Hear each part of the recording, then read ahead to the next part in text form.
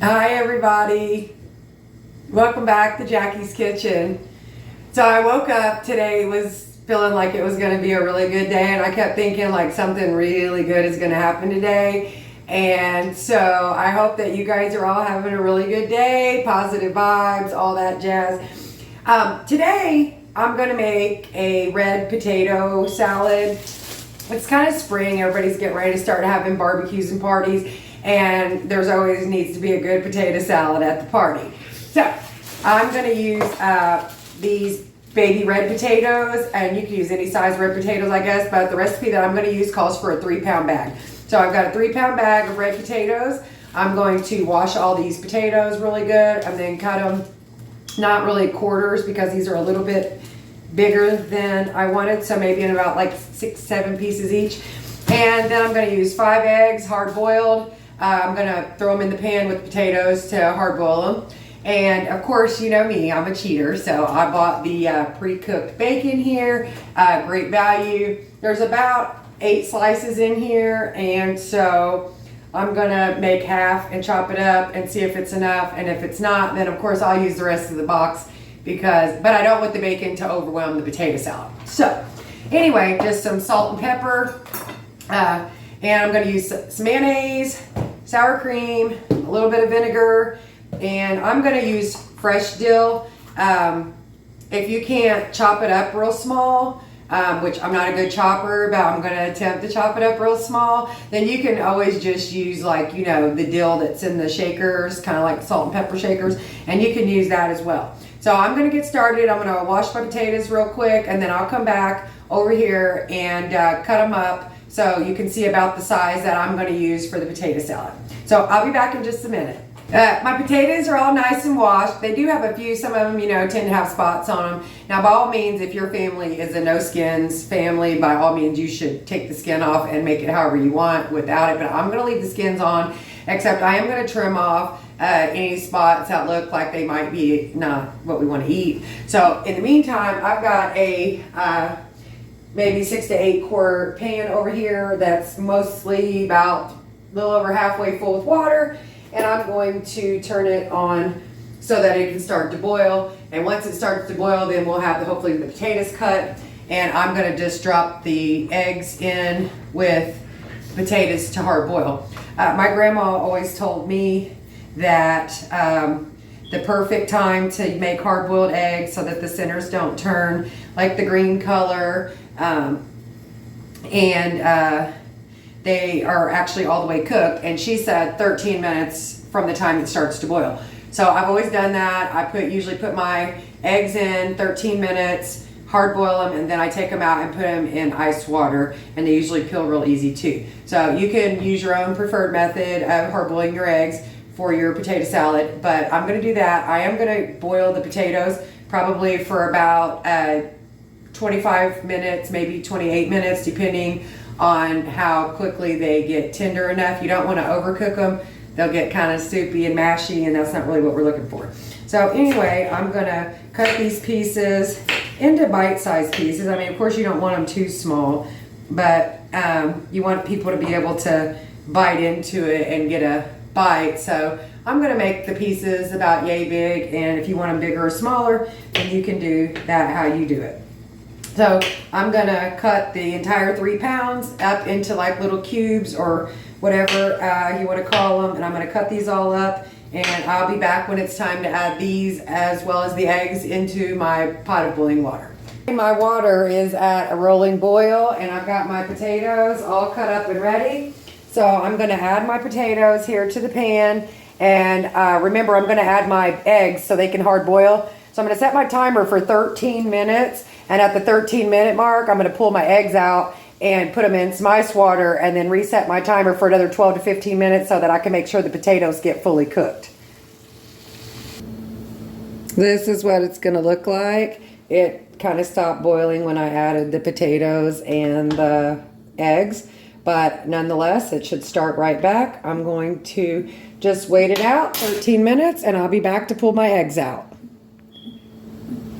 There's about maybe 10 minutes left on the hard boiling of the eggs. So while I'm waiting on that, I'm going to go ahead and start mixing up my sauce or the dressing or coating for the potatoes that's going to turn it into the salad. So anyway, I'm going to use 1/4 cup of sour cream, and then 3/4 cup mayonnaise, and then I'm going to put in a little bit of fresh dill and some vinegar and mix that all together, while I also follow the package instructions on the pre-cooked microwave bacon, which says place separated bacon slices between layers of paper towels on a microwave safe plate,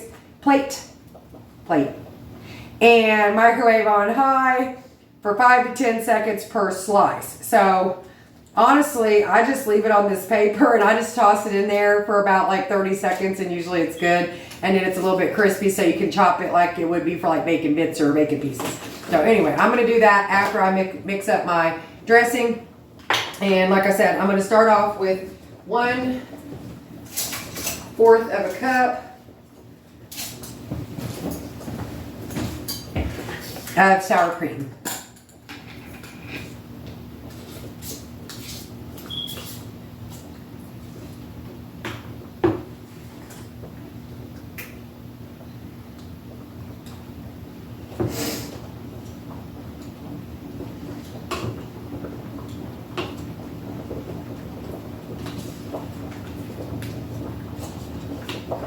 There. So 1/4 cup of sour cream. And I don't know if it's just me. I had an old Tupperware set of measuring cups, and it came with like, you know, the 1 cup, the 3/4, the 2/3, and down the row. And my 3/4 cup is missing. So I have went and purchased maybe 2 to 3 different sets of measuring cups in the last couple months to see, and not one single one of my sets came with a 3/4 cup. So to do the mayonnaise, I'm going to use my 1/4 cup and just put 3 of those in. It should still come out to be 3/4 cup. So anywho, and since we're going to mix it together, it doesn't matter that you don't need to really wash the sour cream out of here, because it's all going to mix up in the bowl anyhow. And you can use any mayo or sour cream. I do use mostly, like I always tell you, Great Value products from Walmart. And I did used to use it, but I'm like really, since I tried it with this slaw, I'm kind of like stuck right now on Hellmann's mayonnaise. So I don't really do a substitute on that like I do with everything else. There's 2. And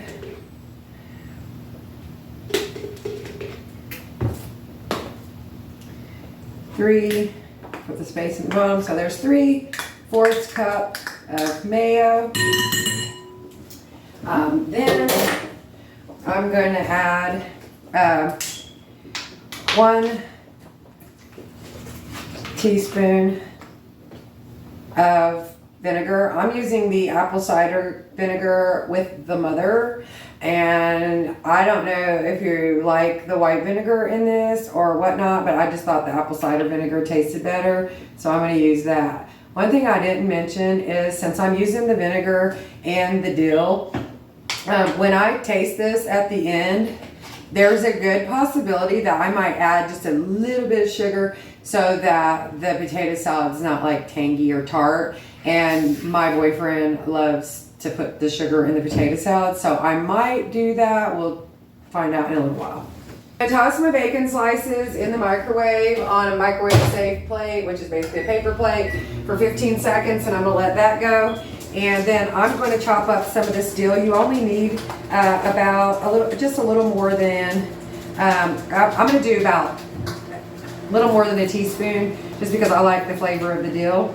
So I'm going to chop it up and try to come as close as I can to a little more than a tablespoon. I have a nice little food chopper, handheld Dill, but since I don't need very much, I'm just going to use this knife. And I love the smell of dill, fresh dill. It's so nice. And with it being spring, all the fresh herbs and stuff that are coming in and going to be outside, and like the people cut the grass, and there's like sometimes mint or different things planted in it. You can smell it outside. It always smells so nice. So anyway, you do want to chop your dill pretty small. You don't want it to be big chunks. So you do want to kind of chop it a little bit finely if you can, as close to, or if you don't want to use this fresh, by all means get you like a chopped dill shaker, or, you know, I don't really know. They call it salt and pepper shaker, but they don't really have a name for the other spices that come in there. So here, I have vinegar in that still, so I'm going to fill this up. And I'm not going to fill the whole tablespoon up, but this is a tablespoon, and I chopped a little more than half a tablespoon of dill, and I'm just going to go ahead and dump that in with my mixture so I can be done. Oh, I'm not done with the cutting board because I have to chop my bacon pieces. So the timer's going off, and that's it. We're at 13 minutes. So I'm going to grab the eggs out of the pan here, and I'm just going to stick them in a bowl of ice water.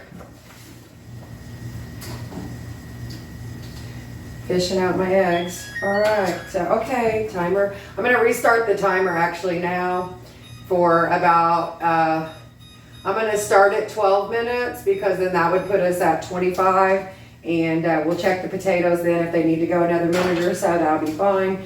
I wouldn't go a whole lot longer past that, and you know, depending on how big or small you cut yours up is also gonna depend on, there it is going to depend on how quickly they cook.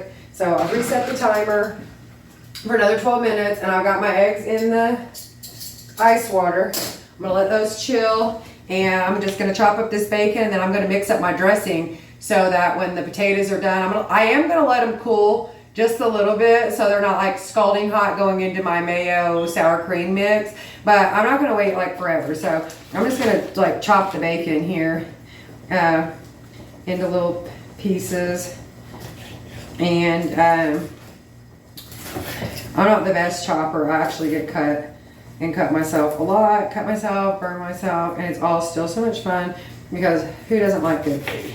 So that's when you put them in this water, they get really cold, like fast and quickly, so that you can, like, you know, peel them real easy, and they do peel a whole lot easier if you put them in the ice water. So I'm going to put these,